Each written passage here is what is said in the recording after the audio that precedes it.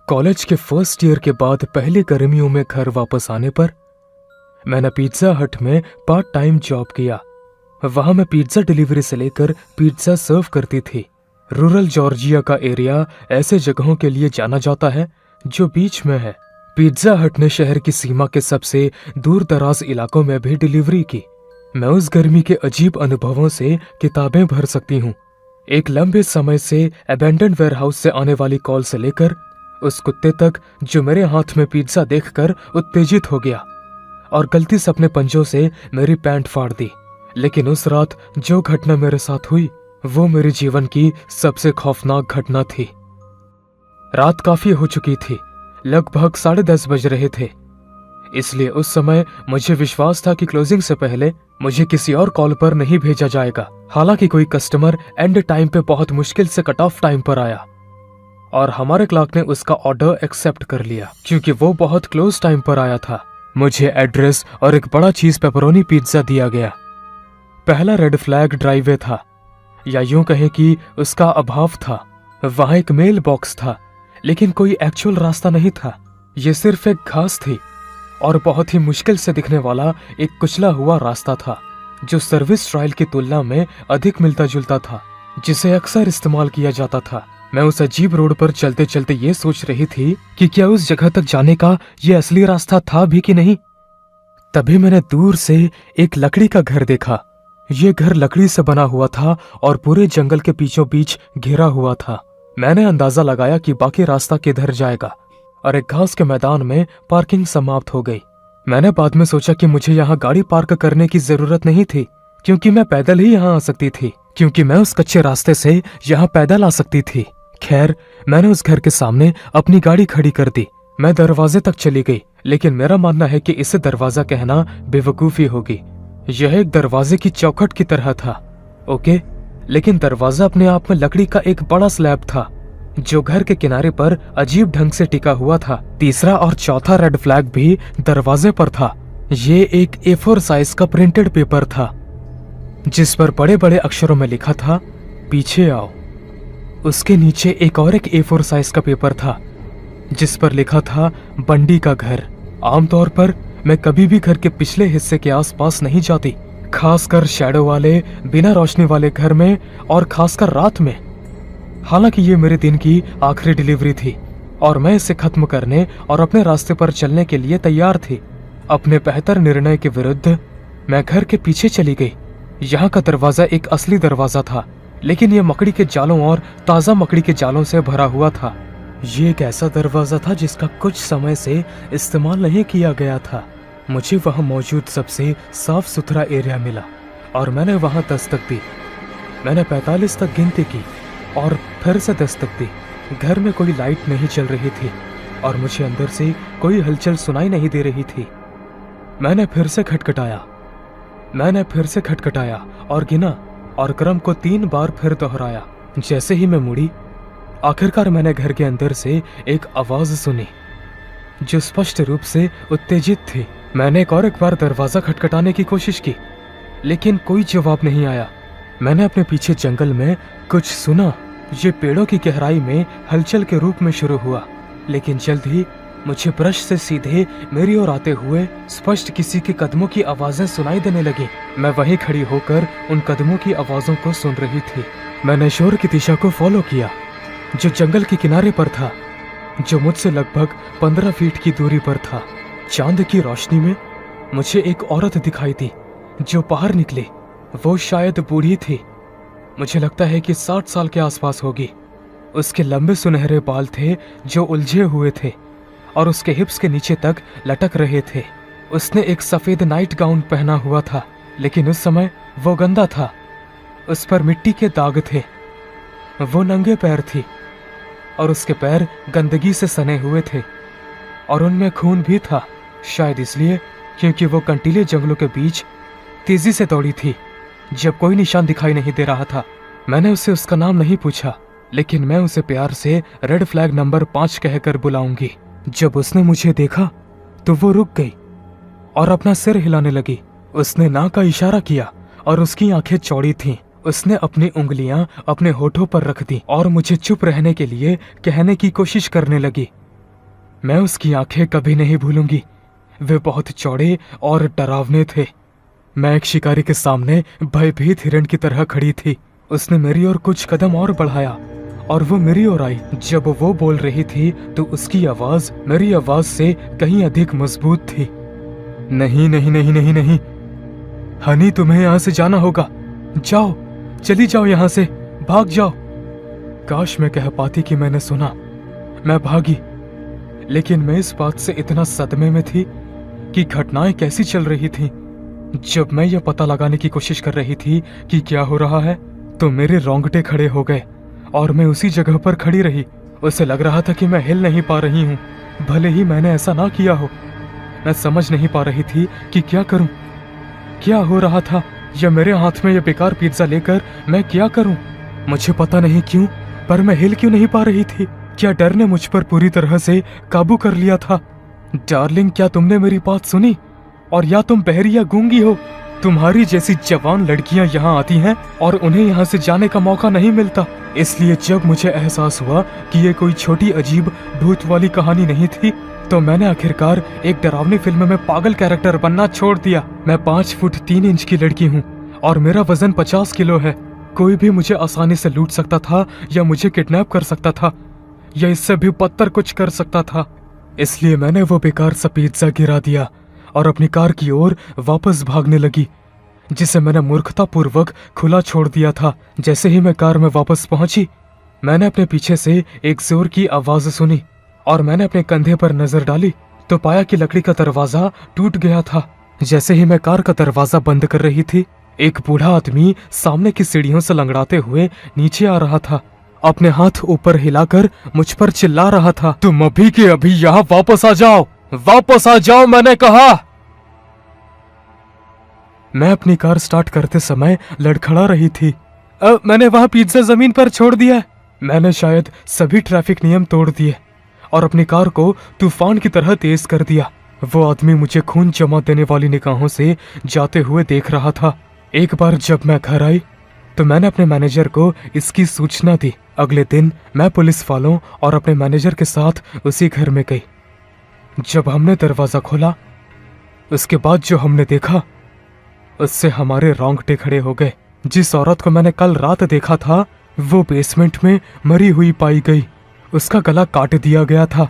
पूरे तहखाने को मशहूर सीरियल किलर टेड बंडी की तस्वीरों से सजाया गया था। ऐसा लगता है कि जिस आदमी ने पिज्जा का ऑर्डर दिया था और जिसने मुझे रोकने की कोशिश की थी, वो टेड बंडी की राह पर चल रहा था।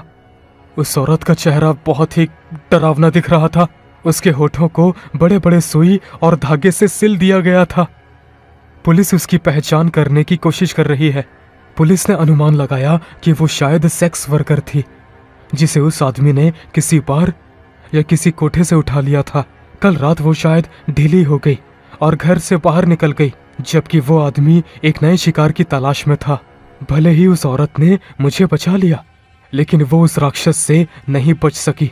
मुझे उम्मीद है कि वो आदमी जल्द ही पकड़ा जाएगा, क्योंकि वो आदमी इस शहर के सबसे बड़े सीरियल किलर टेड बंडी के रास्ते पर चल रहा है।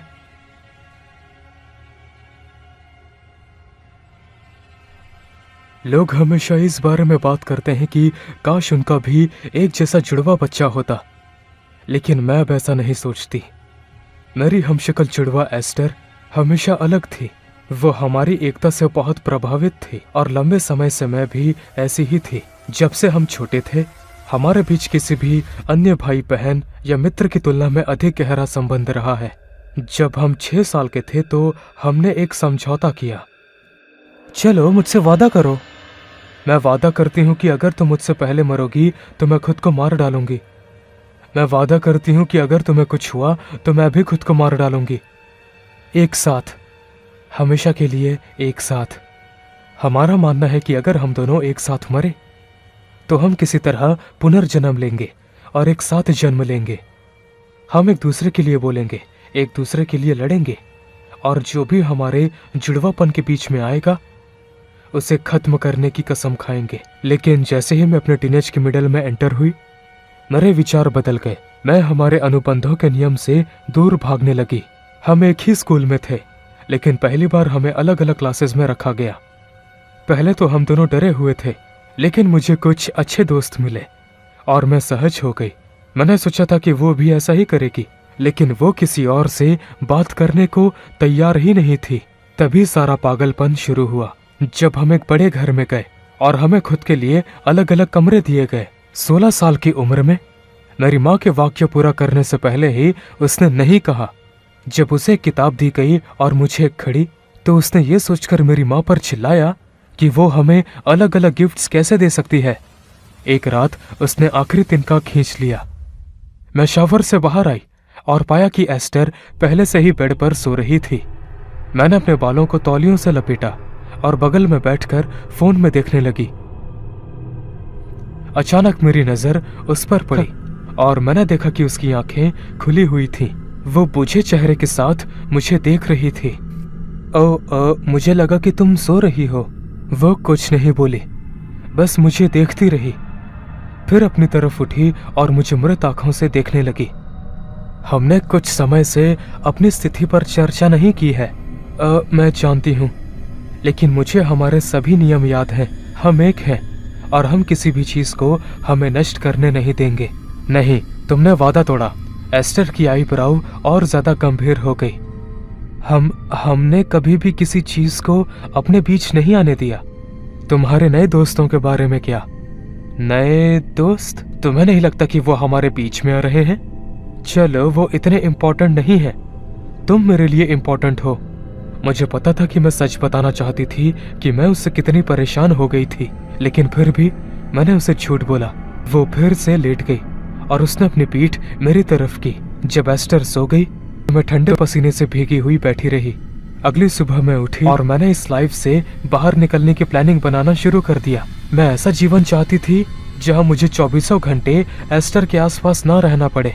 हम हमेशा दोपहर का खाना एक साथ खाते थे और उस दिन भी हमने ऐसा ही किया। मैं अपने फ्राइज खा रही थी जबकि एस्टर ने बर्गर का अपना पहला टुकड़ा खाया। तभी मेरा दोस्त सैम आया। हे एलेना, क्या हो रहा है? हाय सैम, ये मेरी बहन है एस्टर। ओह माय गॉड, बिल्कुल तुम्हारे जैसे दिखने वाले किसी व्यक्ति का होना अजीब होगा, है ना? एस्टर ने नाराज चेहरे से उसकी ओर देखा और मुझे पता था कि उसी पल से वो उससे नफरत करने लगी, लेकिन सैम को हिंट समझ नहीं आया। हम लोग मुझसे बातें करते रहे और मजाक करते रहे। सैम ने अचानक मुझसे पूछा कि क्या मैं हमारे किसी फ्रेंड के घर पर पार्टी में उसके साथ शामिल होना चाहूंगी, लेकिन इससे पहले कि मैं जवाब दे पाती, एस्टर उठी और चिल्लाते हुए खाने के ट्रे को टेबल से पटक दिया। उसे अकेला छोड़ दो। हे भगवान, तुम्हारी प्रॉब्लम क्या है? अभी तो तुम हो। तुम मेरी बहन की पैंट के अंदर घुसने की कोशिश मत करो, ठीक है? भागो यहां से। पूरे कैफेटेरिया ने इस विशाल दृश्य को देखा और हर कोई हमें ऐसे घूर रहा था जैसे हम दो पागल हों।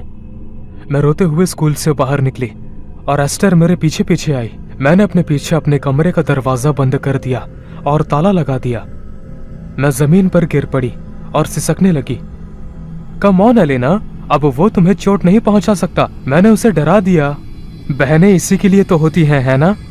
जब तक मैं जिंदा हूं, कोई तुम्हारे पास आने की कोशिश भी नहीं करेगा, और अगर मुझे कुछ हो गया तो तुम्हें पता है ना क्या करना है। अब बाहर आओ, मुझे गले लगाओ। उसी क्षण मुझे एहसास हुआ कि बहुत हो गया। रात के खाने के बाद मैंने नहा लिया और बिस्तर पर जाने ही वाली थी कि मैंने एस्टर को अपनी तरफ बैठे हुए मुस्कुराते हुए देखा। क्या सब कुछ ठीक है एलेना? मुझे आशा है कि तुम्हें समझ में आ गया होगा कि मैंने जो किया वो सही था, है ना? मैं करती हूँ। मुझे तुम्हारे साथ वक्त बिताना याद आता है। तुम ठीक कहती हो। ये हुई ना मेरी अच्छी बहन वाली बात। मैं सोच रही थी कि मैं हमारे आंगन के पीछे जंगल में टहलने जाऊं। क्या? रात के इस समय? हाँ, क्यों नहीं? अगर तुम चाहो तो हम बियर पी सकते हैं और हमारे भविष्य के बारे में बातें कर सकते हैं। एस्टर की आंखों में उत्साह चमक उठा और उसने अपना सिर हिलाया। ठीक है, चलो। कोई आवाज मत करना, नहीं तो मम्मी पापा जाग जाएंगे। ठीक है। मैंने अपना पैजामा पहना और नीचे चली गई। मैंने एस्टर को मेन डोर खोलने के लिए कहा और मैं बियर लेने के लिए किचन में चली गई। हमने सावधानी से अपने पीछे का दरवाजा खोला और उसे बिना ताला लगाए बंद कर दिया। जैसे ही हमने जंगल पर पैर रखा, सूखे पत्तों की आवाज गूंजने लगी। एक बड़ा सा उल्लू एक नीचे शाखा पर बैठा हुआ था। चांद चमक रहा था, जिससे जंगल के अंदर जाना बहुत आसान हो गया। तुम कितनी दूर जाना चाहती हो? बस थोड़ा और। चलो। 5 मिनट और चलने के बाद मैं ठीक एक बड़े पेड़ के नीचे रुक गई। मैंने बियर कैन खोला और एस्टर को दे दिया। शुरू करो। नहीं, तुम पहला सिप लो। उसने ऐसा किया और मुझे वापस दे दिया। हम एक बड़ी चट्टान के नीचे बैठ गए और मैंने शांत स्वर में कहा, एस्टर, हम बड़े हो रहे हैं। मैं चाहती हूं कि तुम ये समझो कि हमें अपना अलग जीवन जीना होगा। क्या? तुम अलग लाइफ क्यों जीना चाहती हो? क्योंकि तुमसे मेरा दम घुटता है। क्या? तुम्हारी हिम्मत कैसे हुई ऐसा कहने की? मैं तुमसे आखिरी बार पूछने जा रही हूं, क्या तुम हमारे व्यक्तिगत जीवन को स्वीकार करने के लिए तैयार हो? क्योंकि एक बार जब मैं 18 साल की हो जाऊंगी तो मैं बाहर जाना चाहती हूँ और एक नई शुरुआत करना चाहती हूँ। मैं तुम्हें ऐसा कभी नहीं करने दूंगी एलेना। तुम इतनी आसानी से मुझसे छुटकारा नहीं पा सकती। ठीक है, तब मेरे पास कोई और चारा नहीं है। मैंने एस्टर को धक्का देकर जमीन पर गिरा दिया। उसके ऊपर बैठ गई और उसका मुंह अपने हाथ से दबा दिया ताकि वो चिल्ला ना सके। फिर मैंने रसोई का चाकू निकाला और उस पर चाकू से वार करना शुरू कर दिया। हर एक झटके के साथ उसके पेट से खून निकलने लगा और उसकी आंखें और भी चौड़ी हो गईं। 8 लगातार वार के बाद आखिरकार वो चुप हो गई। उसका शरीर 1 इंच भी नहीं हिला। मैंने अपना चेहरा पोंछा और सावधानी से एस्टर की दाहिनी हथेली पर रख दिया। मैंने ये सुनिश्चित किया कि उसकी उंगलियों के निशान मेरी उंगलियों पर पड़ जाएं, और फिर एक हिंसक चीख निकालते हुए मैंने अपने कंधे पर चाकू मार लिया। मेरे हाथों और चेहरे पर गहरे घाव हो गए, जैसे मुझ पर हमला किया गया हो। फिर आखिरकार मैं अपनी सांस लेने के लिए थोड़ी देर के लिए घास पर लेट गई। मैं 2 दिन बाद अस्पताल में जागी। मेरे माता पिता टूट गए थे और मेरे बिस्तर के बगल में बैठकर रो रहे थे। उन्हें पुलिस से पता चला कि एस्टर ने उस दिन स्कूल में पागलपन भरी प्रतिक्रिया दी थी और वो बीमार थी और वो अपनी ही बहन से बहुत ऑब्सेस्ड थी। मैंने उन्हें बताया कि कैसे उसने मुझे जंगल में बहलाया फुसलाया। वो चाहती थी कि हम एक साथ मरें ताकि हम दोनों फिर से जन्म लें, लेकिन मैं इससे सहमत नहीं थी और इसीलिए उसने मुझ पर हमला कर दिया। मैंने जो किया उसे आत्मरक्षा के रूप में खारिज कर दिया गया। मैं कुछ समय पहले ही बाहर चली गई हूँ और मैंने अपना नया जीवन शुरू कर दिया है। सैम और मैं जल्द ही शादी करने वाले हैं। हर कोई जानता है कि मेरी जुड़वा बहन कितनी दुष्ट थी, लेकिन शायद वो ये नहीं जानते कि मैं उससे कहीं ज्यादा खतरनाक हूँ।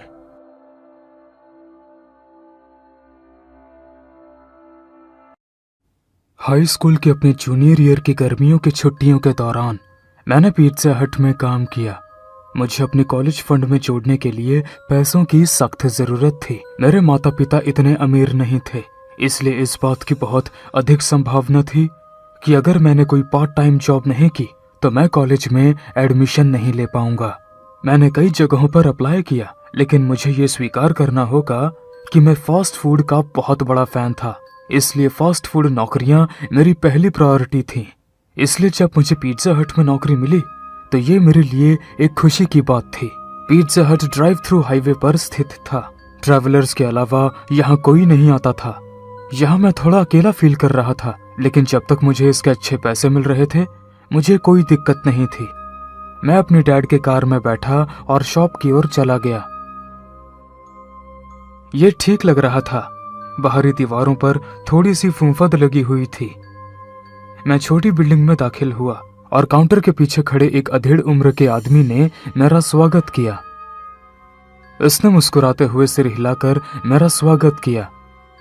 वो मुझे ड्राइव थ्रू बूथ पर ले गया जहां मुझे ऑर्डर मिलने वाले थे और बताया कि सब कुछ कैसे काम करता है। आखिरकार मुझे समझ में आया कि ये पिज्जा हट कितना अलग था जब उसने मुझे चाबियां दी और वो चला गया। मैं खिड़की के माध्यम से ड्राइव के पास बैठ गया। मेंढकों और झिंगुरों की आवाज के अलावा मैंने एक बार भी किसी कार को वहां से गुजरते हुए नहीं देखा, और 15 मिनट के बाद जब भारी बारिश हुई तो मुझे यकीन था कि आज रात कोई कस्टमर नहीं आने वाला है। मैंने अपना हेडफोन लगाया और बड़ी उबासी के साथ बारिश को देखा। मुझे लगा कि मेरी पलकें भारी हो रही हैं। मुझे याद नहीं है कि मैं कितनी देर तक ऊँघता रहा, लेकिन एक तेज हॉर्न ने मुझे झकझोर कर रख दिया। अचानक मेरी नींद खुली तो मैंने देखा कि आधी रात हो चुकी थी। एक रेड वेवी बूथ की ओर आ रही थी। मैंने तुरंत खुद को वापस होश में लाया और अपनी नई नौकरी के पहले दिन पहले ग्राहक को सेवा देने का इंतजार करने लगा। बूथ के बराबर पहुंचने पर कार रुक गई और मैंने देखा कि कार के अंदर चमकीले रंग के कपड़े पहने और ढेर सारा मेकअप लगाए एक बूढ़ी औरत बैठी थी। उसके लाल अत्यधिक लाल गाल और काली आई शैडो वाली आंखें उसे काफी अजीब बना रही थीं। वो मुस्कुराई, अपने पीले दांत चमकाते हुए बोली, मुझे mushroom, chicken salami, black olives और टॉपिंग्स पर एक्स्ट्रा चीज के साथ 2 पनीर पिज्जा चाहिए। जरूर मैम, आपको कुछ पीना है? नहीं, लेकिन सुनिश्चित करना कि दोनों पिज्जा बिल्कुल एक जैसे ही हों। मेरे जुड़वा लड़के पीछे सो रहे हैं और वे जल्द ही जाग जाएंगे। मैं नहीं चाहती कि वे खाने के लिए लड़ाई करें। Sure ma'am. कार की खिड़की बंद होने के कारण मैं स्पष्ट रूप से उनके बच्चों को देख नहीं पाया, इसलिए बिना समय बर्बाद किए मैं काम पर लग गया। मैंने उसके द्वारा मांगी गई सभी टॉपिंग्स का पालन किया। 2 पिज्जा ओवन में डाल दिए और लीक करने चला गया। एक गलती जो मैंने कर दी थी वो थी कि ओवन का टेम्परेचर बहुत ज्यादा कर दिया था। जब मैं वॉशरूम से लौटा तो मैंने देखा कि ओवन से धीरे धीरे काला धुआं निकल रहा था। Oh shit! मैं ओवन की ओर भागा और आधे जले हुए पिज्जा को बाहर निकाला, जो किसी भी तरह से परोसने के लिए तैयार नहीं थे। मैंने खिड़की से बाहर झांक कर देखा तो वो बूढ़ी औरत अपनी कार में हुक्का पीते हुए धैर्यपूर्वक इंतजार कर रही थी। मैंने तुरंत वो पिज्जा डस्टबिन में डाल दिए और 2 और पिज्जा उसमें डाल दिए। एक बार फिर मैं पहली डिलीवरी लगभग बर्बाद होने को लेकर वास्तव में बहुत घबरा गया था, लेकिन जब ओवन की घंटी बजी तो मैंने पिज्जा निकाल दिया। राहत की सांस लेते हुए मैंने उन्हें 2 अलग अलग बॉक्सेस में पैक किया। मैम, आपका पिज्जा तैयार है। क्या ये बिल्कुल एक जैसे ही हैं? हाँ, ठीक है। उसने पिज्जा लिया और मुझे पैसे दिए। मैं उन्हें रजिस्टर में डाल रहा था कि तभी महिला ने पीछे की सीट पर देखा और कहा, लड़कों उठ जाओ, खाना आ गया है। मुझे उम्मीद थी कि बच्चे कुछ शोर मचाएंगे या कम से कम अपनी प्रेजेंस को प्रूव करेंगे, लेकिन इसके बाद जो मैंने देखा वो बहुत ही अजीब था। पिछली सीट की खिड़कियां नीचे की ओर झुकी और मैंने कार के अंदर 2 एक जैसे दिखने वाले अजीब बूढ़े लोगों को बैठा देखा। इसमें कोई संदेह नहीं था कि वे जुड़वा थे, लेकिन मैं ये देखकर चौंक गया। जब महिला ने उन लड़कों के बारे में बताया था तो मुझे बूढ़ों के एक जोड़े को देखने की उम्मीद नहीं थी। उनमें एकमात्र अंतर उनके बालों का रंग था। एक के बाल लाल थे और दूसरे के सुनहरे बाल थे। ये स्पष्ट था कि उन्होंने विग पहन रखी थी, जिससे वो और भी डरावने लग रहे थे। बुढ़िया ने बॉक्सेस उन्हें दिए और उन्होंने उसी समय ढक्कन खोल दिया। अपने बॉक्स को घूरने के बजाय उन्होंने एक दूसरे के पिज्जा की जांच की और लाल बालों वाला आदमी अचानक बोला, जॉर्डन के पिज्जा में ऑलिव्स कैसे आए? अब चलो खाने के लिए रोना बंद करो, तुम्हें वही मिला जिसके तुम हकदार थे। मम्मी, इसे बोलो ना मुझसे ऐसे बात ना करें। जैसे मुझे यकीन है कि तुम्हारे पिज्जा में ऑलिव्स होंगे, हो सकता है कि ज्यादा चीज के कारण वो तुम्हें ना दिख रहे हों। ये कहते हुए महिला ने मेरी ओर गुस्से भरी नजरों से देखा और मैं बस इन अजीब लोगों को देखता रहा। झूठ मत बोलो, मैं जानता हूं कि आप जॉर्डन को मुझसे ज्यादा प्यार करती हैं। अब इतना नाटक मत करो यार। तुम चुप रहो, मैं तुमसे बात नहीं कर रहा, मैं मम्मी से बात कर रहा हूं। नहीं तो तुम क्या कर लोगे टकले आदमी? अचानक जॉर्डन नाम के इस बूढ़े आदमी ने अपने जुड़वा भाई के सर से लाल विग खींच लिया और उसे बाहर फेंक दिया। फिर वो उसे छेड़ने लगा और 9 साल के बच्चों की तरह जोर जोर से हंसने लगा। टकला टकला। ओ जॉर्डन, प्लीज रुक जाओ, तुम दोनों। तुम सुअर हो।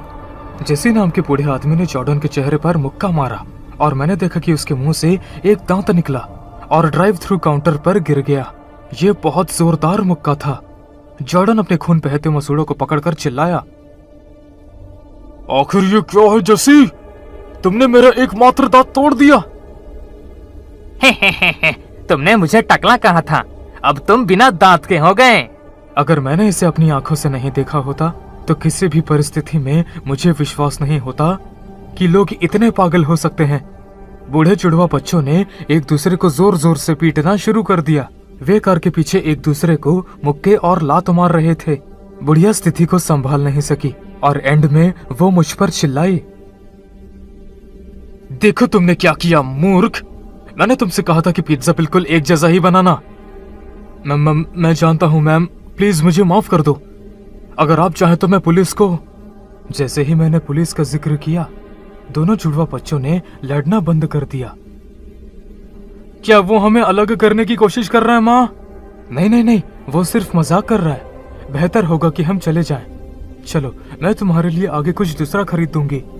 लेकिन इससे पहले कि महिला गाड़ी चला पाती, दोनों अजीब बूढ़े जुड़वा बच्चे जॉर्डन और जेसी कार से बाहर कूद गए और खिड़की के माध्यम से ड्राइव थ्रू की ओर दौड़ते हुए आए। मैं भगवान का लाख लाख शुक्रिया अदा करता हूँ कि मैंने समय रहते खिड़की बंद कर दी थी। वो शीशे के पास आए और शीशे पर जोर जोर से मुक्का मारना शुरू कर दिया। यही वो कारण है जिसकी वजह से हम लड़ रहे थे। हाँ, वैसे मेरे विग की नुकसान की भरपाई करनी होगी और तुम्हारे दांत के लिए भी। क्या? देखो यार, मैंने ऐसा कुछ नहीं किया, ठीक है? तुम लोगों ने एक दूसरे के साथ ऐसा किया। अपने पागलपन को मेरे ड्राइव थ्रू से दूर रखो। खिड़की खोलो, मैं कहता हूँ खिड़की खोलो। खिड़की खोलो, मैंने कहा कि खिड़की खोलो। वो मुझे धमकी देते हुए खिड़की पीटने लगे, लेकिन जब मैंने फिर भी उसे नहीं खोला तो उन दोनों ने एक दूसरे की ओर देखा और शीशे पर अपना माथा मारने लगे। हर बार उनकी ठोकर से कांच थोड़ा थोड़ा टूट जाता था, लेकिन मैं उनके माथे से खून निकलता हुआ देख सकता था। वे इस मानसिक व्यवहार को दूर करते हुए हंस रहे थे। खोलो खोलो, मैं तुम्हें पकड़ लूंगा। क्या तुम्हें वो आवारा कुत्ता याद है जो हमने कल रात पकड़ा था? नदी में फेंकने से पहले मैंने जो उस कुत्ते के साथ किया, वो मैं इसके साथ करूंगा। हैरान होकर और ये देखकर कि काउंटर की खिड़की टूटने वाली थी, मैंने तुरंत 911 पर कॉल किया। मैं पुलिस को बुला रहा हूँ, पागल आदमियों। जैसे ही महिला ने मुझे 911 ऑपरेटर से बात करते हुए सुना, उसने कार स्टार्ट की और चिल्लाई, जॉर्डन, जेसी, हमें चलना चाहिए वरना पुलिस आ जाएगी। जुड़वा बूढ़े बच्चे वापस अपनी कार में भाग गए और इससे पहले कि वो आगे बढ़ते, बुढ़िया ने मेरी खिड़की की ओर थूक दिया, मैं तुम्हें देख लूंगी। जुड़वा बूढ़े बच्चे खूब हंसे, भले ही उन्हें कितनी चोट लगी हो। जैसे ही कार हाईवे के अंधेरे में गायब हो गई, मैं अपना सिर पकड़कर फर्श पर गिर पड़ा। 15 मिनट बाद पुलिस आ गई और बस पूछताछ के अलावा और कुछ नहीं कर सकी। मैंने उन्हें जो भी हुआ वो सभी बातें बताई और उनके आने और उनके हरकतों की सीसीटीवी फुटेज दिखाई। जॉर्डन और जेसी, तुम जहां भी हो, मुझे आशा है कि मैं तुम साइको जुड़वा बच्चों से फिर कभी नहीं मिलूंगा।